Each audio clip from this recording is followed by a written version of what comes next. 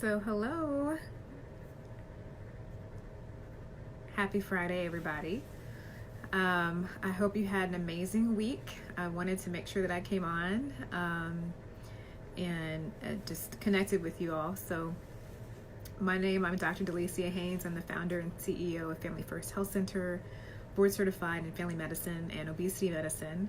And I'm also a medical student and mental health advocate. So I shine a light for medical students in their darkest hours, helping them overcome stress and depression.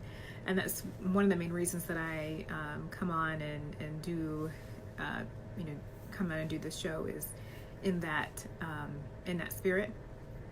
And I was planning on talking about something different tonight, but sometimes inspiration comes to you. And I've been very blessed that here at Family First Health Center, we have brought on our first physician. And for any business, especially any practice, to get to the point that you're able to, bring on someone to kind of assist in your vision is a huge thing. And, it took a long time as far as finding, the right person. So, just really happy to welcome Dr. Kirsten Kim to our office. And I had her write kind of her little bio so that we could share that with our current patients who are members and with the community. And she wrote her bio, and because I know her, I was hoping that she was going to mention a child that she had lost, because I knew that experience was so forming for her. But of course, I just received her bio as she wrote it. Hey Mary, good to see you. She did. She mentioned that in 2017 that she lost a daughter, and that the daughter that she lost has become her greatest teacher. And it really, I've been thinking about that a lot, because during this season, during the holiday season, we think a lot about family, and we think a lot about our loved ones. And so it's natural to also think about the loved ones that you're not seeing anymore, the people who have become memories. And then from that, I also started thinking about those who you never got to make memories with. So I've had several friends who have suffered miscarriages, and the last time that happened, I knew that I needed to really kind of come through as a friend in that moment, and I didn't know what to do. I didn't know what to say. So I reached out to another friend of mine who is the founder of the Florida chapter of Tears, because I was like, I need to come through as a friend right now, and I have no idea what to do or say in this situation. And so she sent me some information that I'm going to be sharing with you. So this is not my own creation. Basically, I want to make sure I give honor to the Wellington Miscarriage Group. And so if anything that I say you resonate with, definitely check out the Wellington Miscarriage Group. Definitely check out Florida chapter of Tears, or Tears in general. And a huge thank you to Natalie Eisenhut.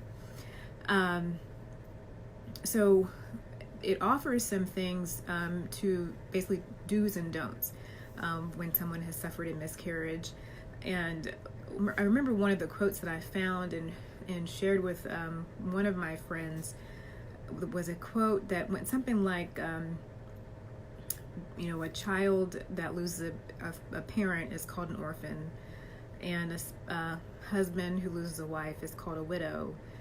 But there is no term for a parent who loses a child. That's how bad the grief is.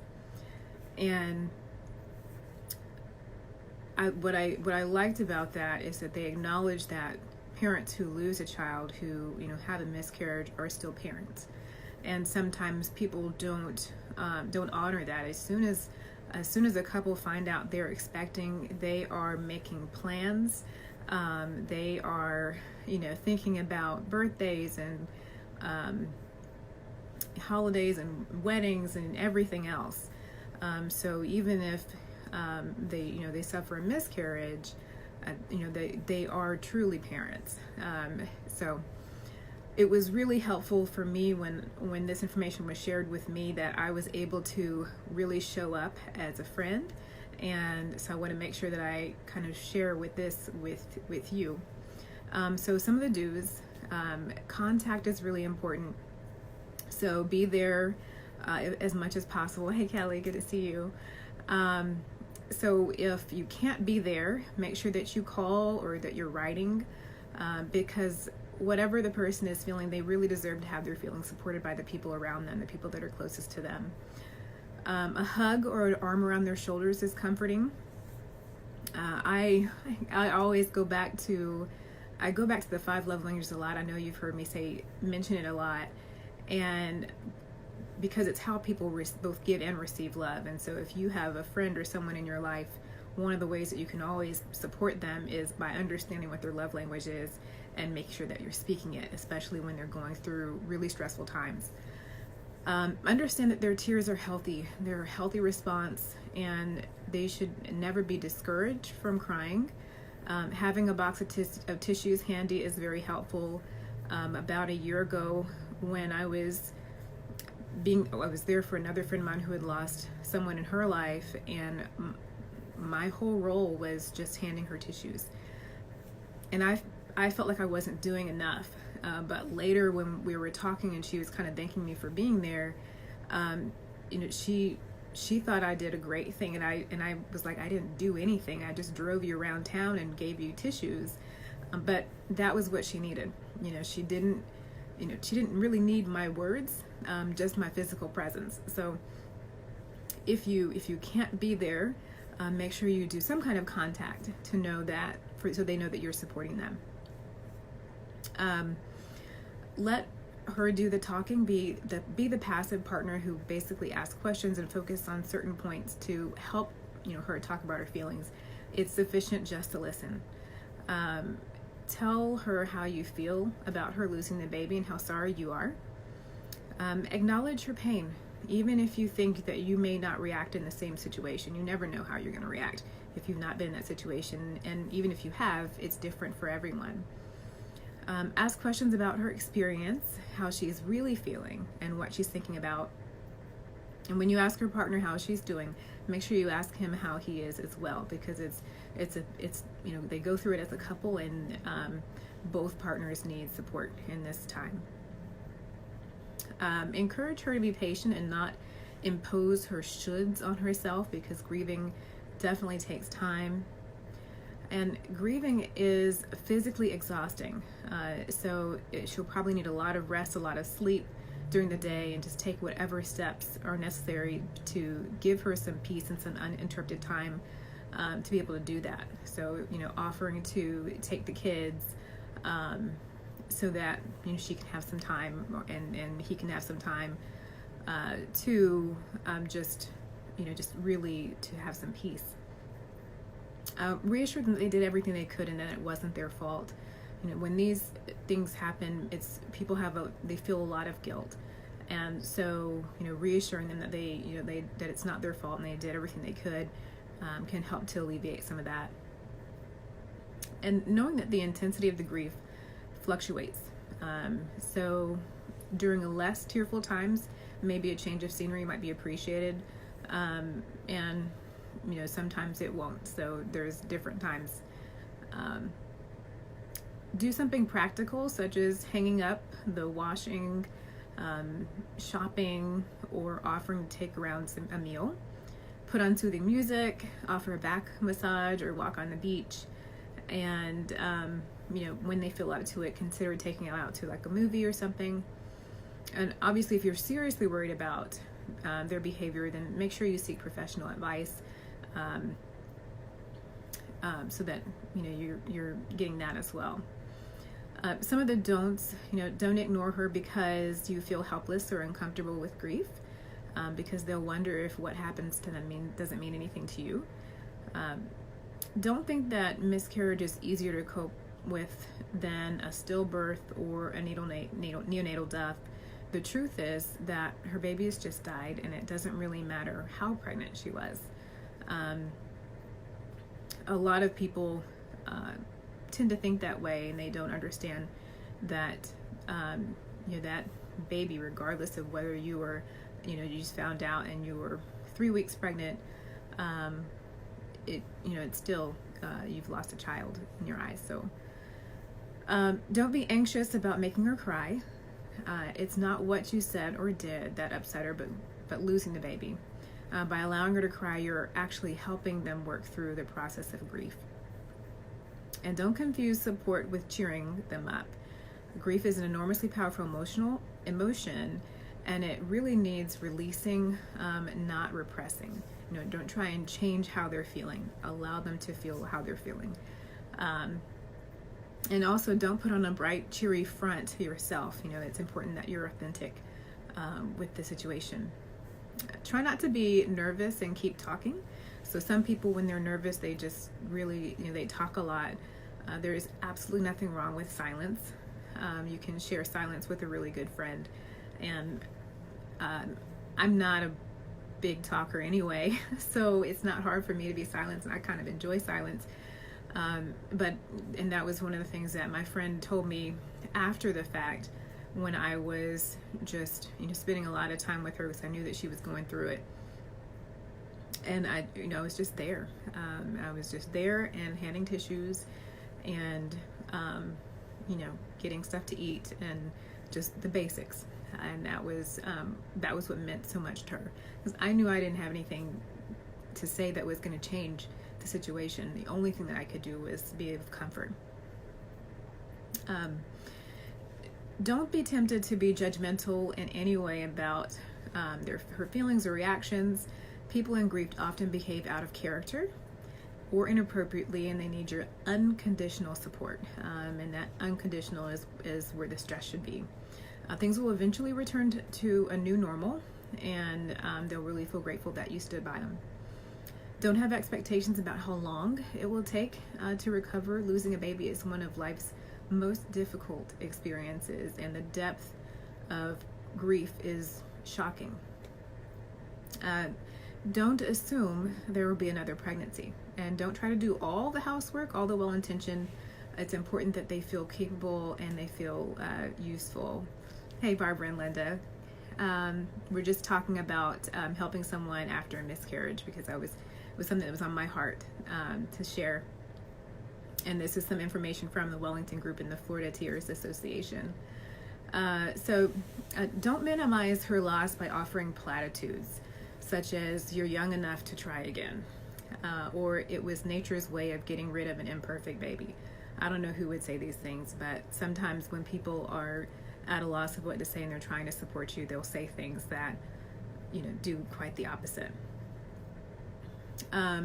You want to treat the way that you would treat any other death.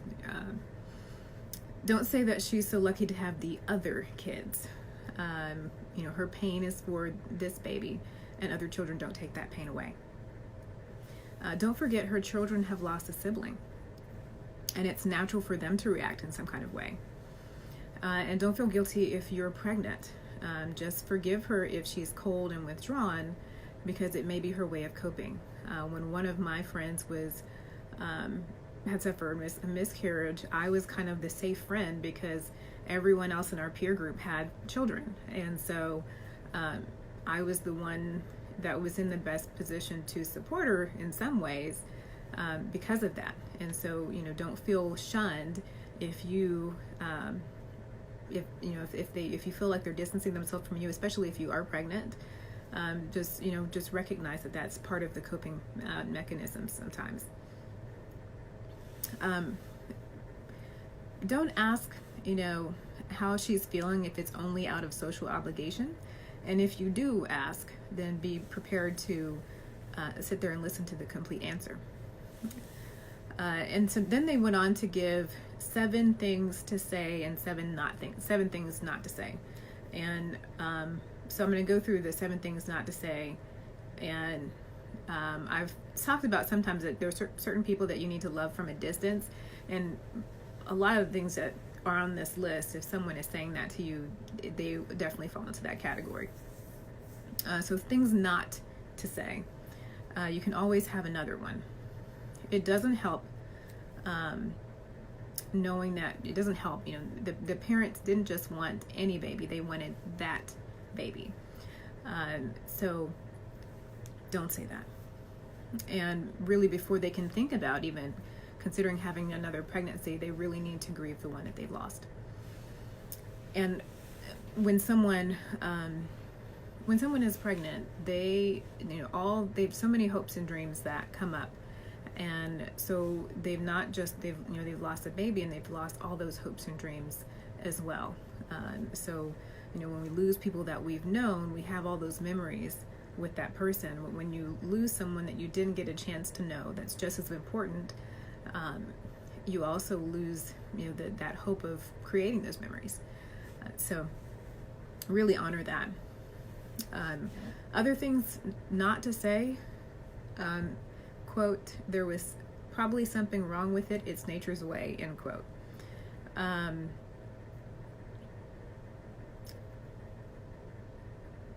Even if that might be, there may be some truth in the statement, it's just not what anyone needs to hear. It's not comforting. So don't say that. Other things not to say, it's God's will. And I'm a person of faith, and I've heard this said of a number of times in different circumstances. And whatever the case is, it's really sad. And so it's important that you're just really supportive of the parents, and don't take this as a time to get into theology. Just be supportive. Other things not to say, I know how you feel. Even if you have had a miscarriage yourself, it's different for everyone. And it can kind of come across as arrogant. Everybody reacts differently. And, it's you just really recognize what they're going through. Don't say it wasn't really a baby yet. That's not how the parents see it. So, it's kind of, if it wasn't a baby, then what was it? And to them, they're parents and they're grieving. So, just honor that process. Hey, Ray Smith. Don't say you're young, there's plenty of time. If you'd stop focusing on being pregnant so much, it will just happen.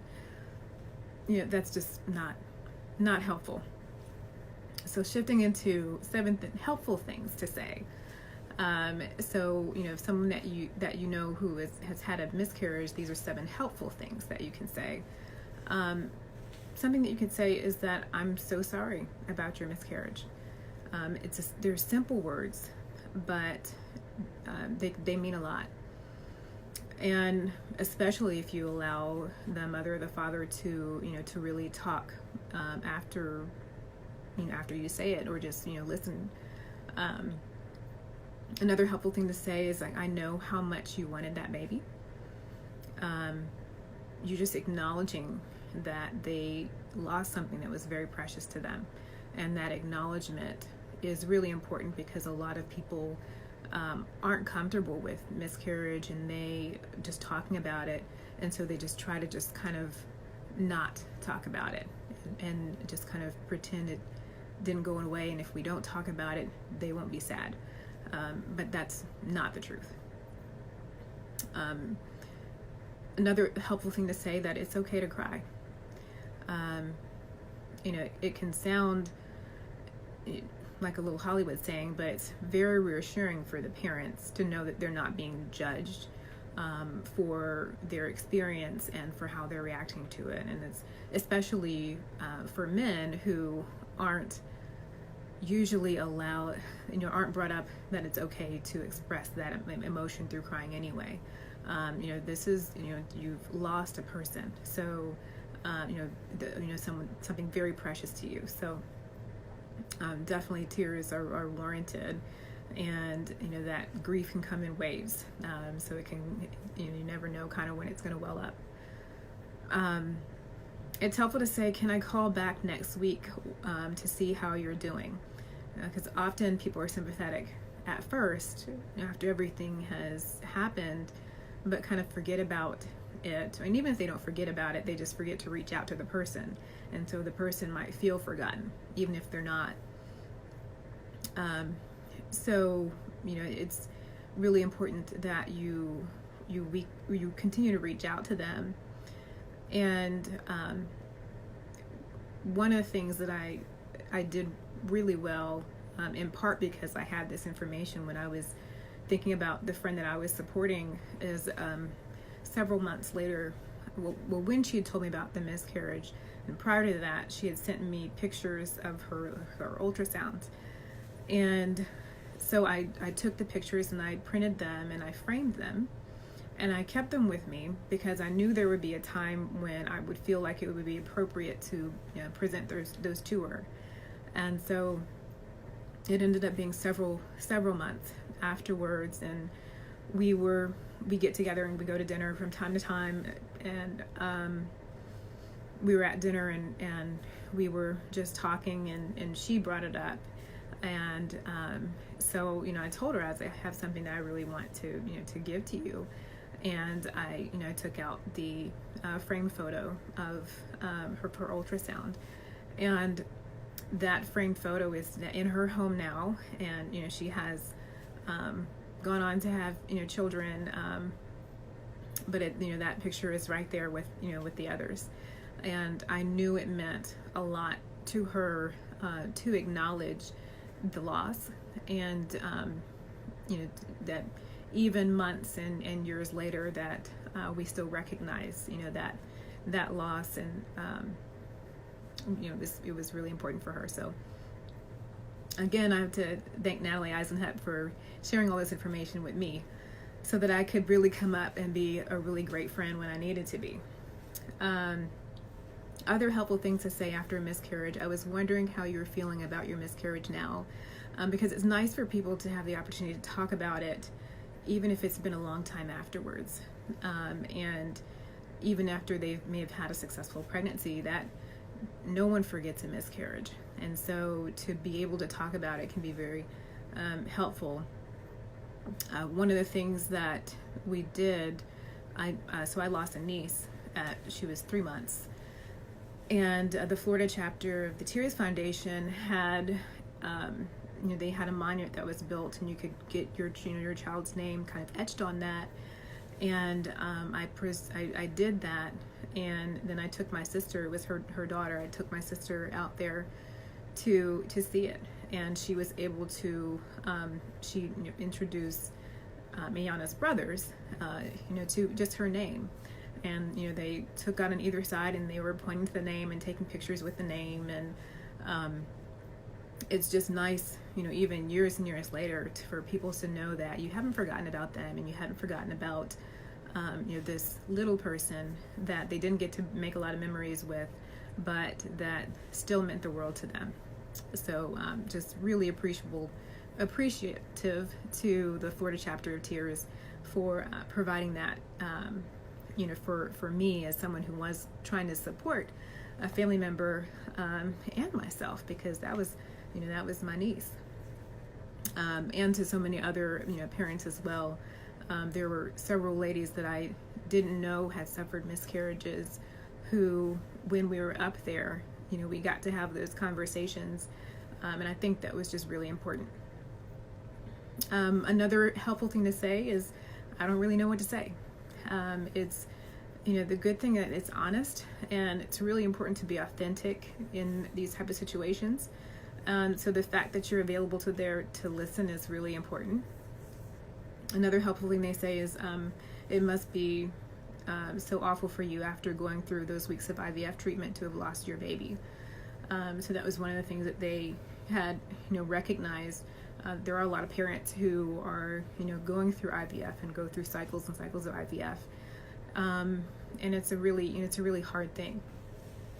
And it actually reminds me of a friend of mine who is a surrogate, has been a surrogate, and the first couple times it didn't work, and so that was also really hard for her as a surrogate mother, and also for the intended parents. So those are just a few things to say and not to say after someone has had a miscarriage. And I think that, if you're in doubt, you can just take the road that I take, which is not to say anything at all, and just be there and be fully present. And it's amazing how healing your presence is. It's amazing, how healing just, hugging someone is. It's amazing. There are people who spend weeks with never having any physical touch by another human being. So, but just taking the time to really be there. And I wanted to share that again because it's just been on my heart with this time of the year where, it's natural to think about the people who aren't spending it with you. And it's, I think about some of my friends who I know have the baby's first Christmas and baby's first Thanksgiving outfits are already picked out, and have suffered a miscarriage, and so this type of information can be very helpful for those of you who are in my boat, trying to support people. So I hope that's been helpful, and that I hope that you don't have to use it. I hope that you're not in a situation where you need to, but most of us will know someone who either, who has had a miscarriage. And so it's just really helpful to have more tools so that you can kind of show up and be a better friend. So we all need really good friends, and I'm so appreciative to mine. This has, been a rough year, and 2017, lost a lot of friends. I was in a really bad car accident, and it was the friends that I had that really helped me to get through that season. And obviously with us, bringing on a physician, and, she's gone through her own, loss. And I think it's important that we talk about these things that are definitely part of life and not always talked about. So I hope that was helpful. I hope that you have an amazing weekend with your family and your friends, and that you're there for other people, but you're also there for yourself. So again, my name is Dr. Delicia Haynes. I'm the founder and CEO of Family First Health Center, board certified in family medicine and obesity medicine, and I'm a medical student mental health advocate. So my goal is to shine a light for medical students in their darkest hour, helping them overcome stress and depression. And so I go out and I speak at medical schools, and really just to help shine a light on that issue, and come on here every Friday to just give an encouraging and helpful, hopefully something helpful to you as well. So I'm going to be signing off, but if if this show really resonated with you, again, that information was from the Wellington Miscarriage Group. And hey, Dr. Andrea. And so definitely reach out to them as a resource, and also want to be very thankful to the Florida Tears Association. So until next time, you guys take care. Bye.